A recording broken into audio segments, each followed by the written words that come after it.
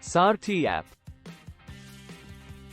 SaaRthi app aims to create awareness among the investors about the basic concepts of securities market, KYC process, trading and settlement, mutual funds, recent market developments, investor grievances redressal mechanism, etc. About SaaRthi app.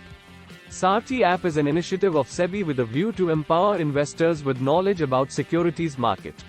The app is available in Hindi and English. The Android and iOS versions of the app can be downloaded from Play Store and App Store, respectively. The app contains information on the types of schemes, ways to invest, use of riskometer, and so on. Need for SaaRthi app. With the recent surge in individual investors entering the market, and more importantly a large proportion of trading being mobile phone based, this app will be helpful in easily accessing relevant information. According to an SBI report, in the past few years, the retail investors' participation in Indian stock markets have been rising.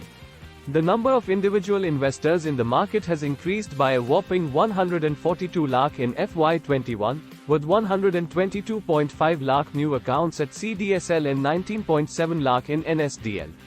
NSE data shows that the share of individual investors in total turnover on the stock exchange has risen from 39% to 45% in March 2020. Thanks for watching.